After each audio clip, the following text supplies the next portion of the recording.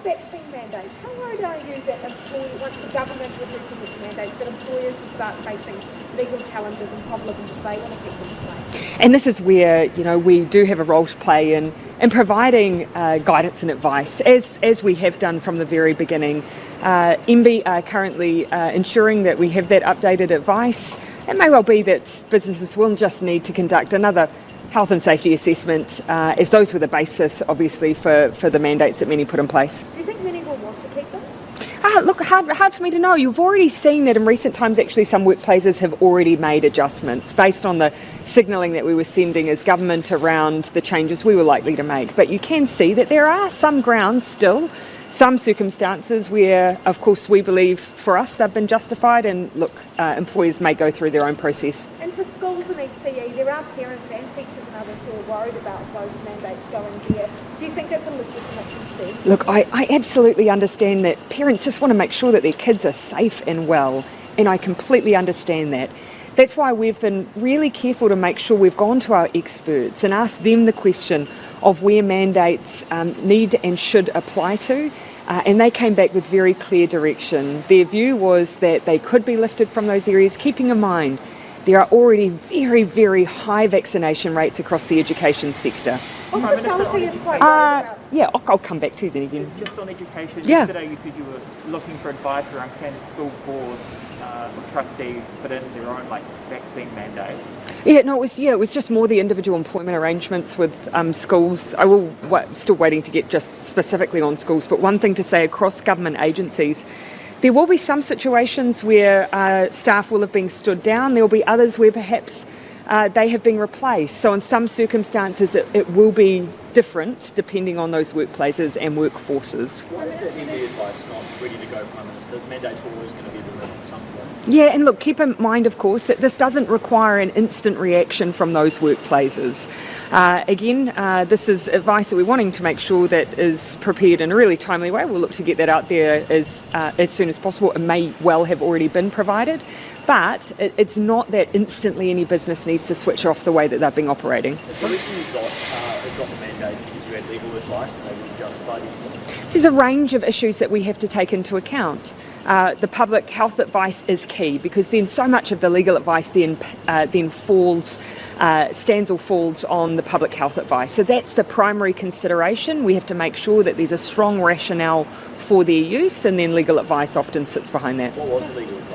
Oh, well, actually the public health advice that you can see, that's what we followed. And of course, if there's justification from a health perspective to have them in place, then that means that that's the legal advice often supports that. Prime Minister, is it time for employers and workplaces to welcome back those people who were affected by the mandate? So that'll be their judgment. I mean, one of the things that I have observed over the last several months when people have referred to the mandates, often they have been put in place in workplaces rather than ones that government themselves have driven. So ours have always been relatively narrow. It's been based on where we've seen vulnerabilities in the communities being served, or in the case of corrections, an environment that's particularly problematic, or in the case of the border, you're at the front line of potential new variants.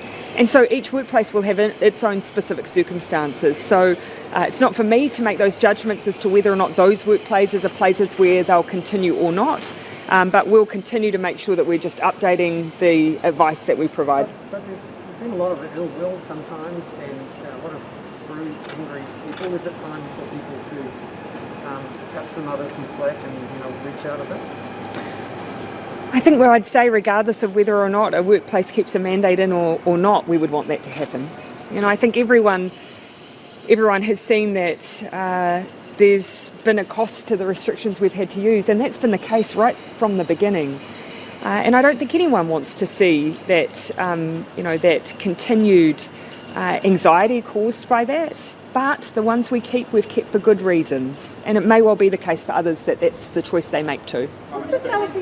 Yeah. What do you have to say when I say even half, but those sectors are still struggling?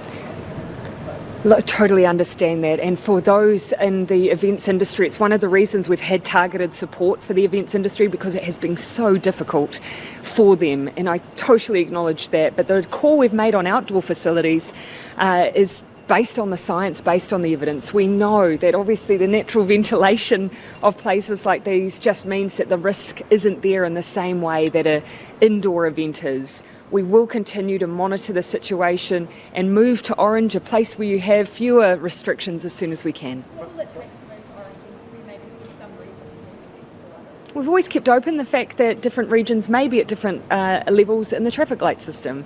It's all about the pressure on the health system. We want to make sure that everyone gets the care they need. So it's less about cases, more about what we see in our hospitalisations, and we'll be undertaking a review in that first week of April.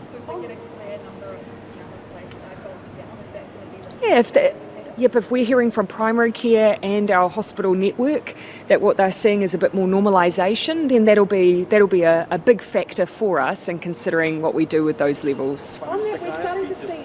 Yep.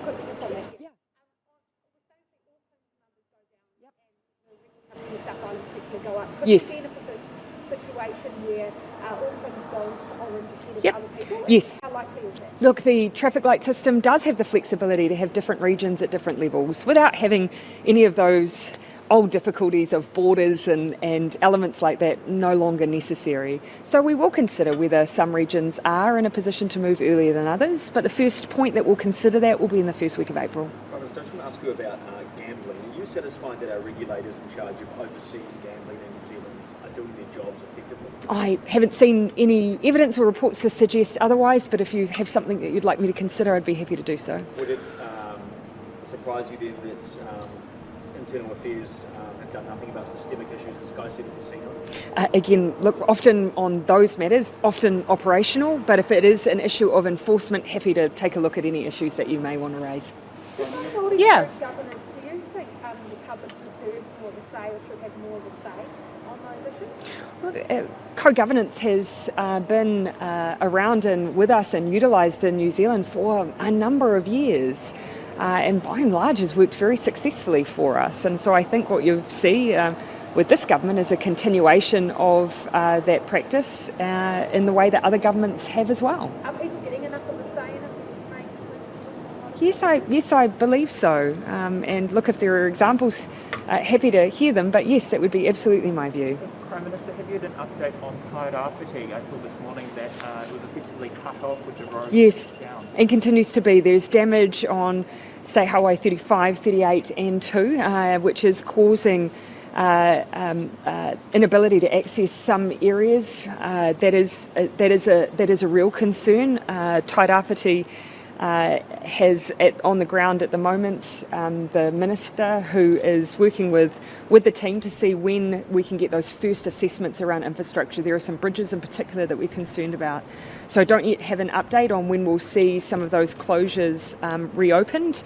Also some concern around communication issues as well caused by power outages. So again, we'll be keeping everyone up to date. With the storm heading down to the Hawke's Bay, is there concern that it could cause issues there as well? Just keep an eye, please, on the weather warnings. In the region, my understanding is we'll be keeping a close eye on things over the next 48 hours. But I would, if you're local to those areas, please do take seriously the weather warnings and instructions and support that officials are providing. Yeah. I'm not going to.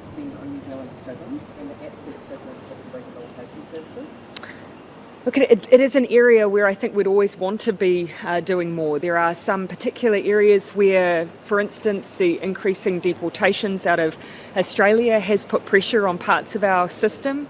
And it is an area where I think we, as a government, would want to be doing more, but we do have some limitations in the workforce there.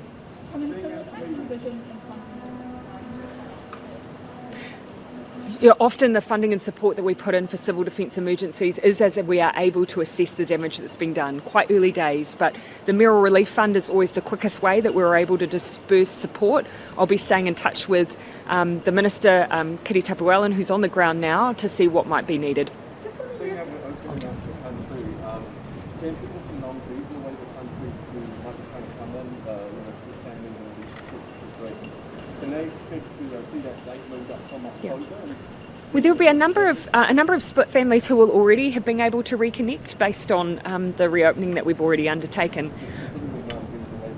Yeah, so even then, depending on the relationships there and their visa status, often those will have been able to reunite. But your point's right. Non-visa waiver countries currently are scheduled to be part of the reopening from October. Ministers are going to consider the ability for us to bring those dates forward, but we've not yet done that. As soon as we have announcements, we'll make them.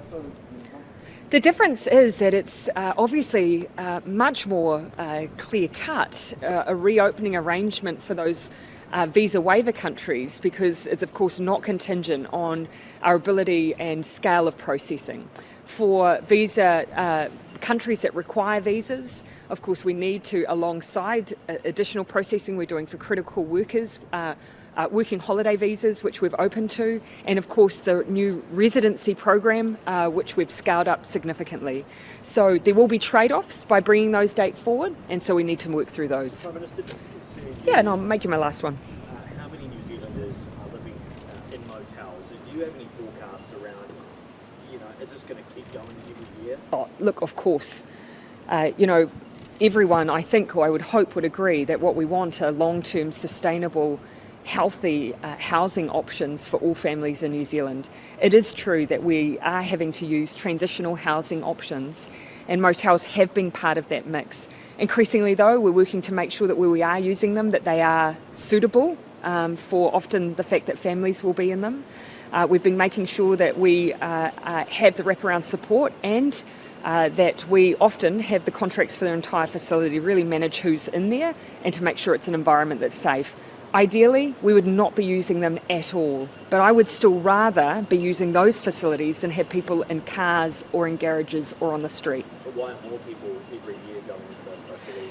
Yeah, and look, this is a question that we've asked, and we've tried to do some analysis around what we're seeing from those who are going into these forms of housing, where they're coming from. Often they're coming from private rentals.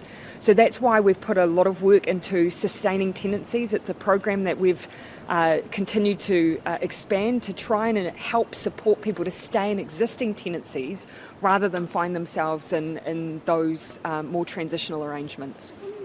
Yeah. The government's offer for taxpayer funding, that's still on the table, and would you look to increase it or where things at? Yeah, look, I'd want to get a more up-to-date breakdown of where we're at, but as far as I'm aware, nothing's changed. I know that we'd all be very eager to be hosting, to be cheering from the sidelines ourselves. Certainly, as a government, we've done our bit to try and support it being here, but these decisions aren't just down to us. And just on Madeleine Albright, Yeah. Do you have a tribute for her, and she was seen somewhat as a leader for women? How is that a loss for us? It's easy to forget the context in which Madeleine Albright took on those significant leadership roles in the international diplomatic community. It was a different time, and she really was a true statesperson and left a huge legacy. All right, thanks everyone.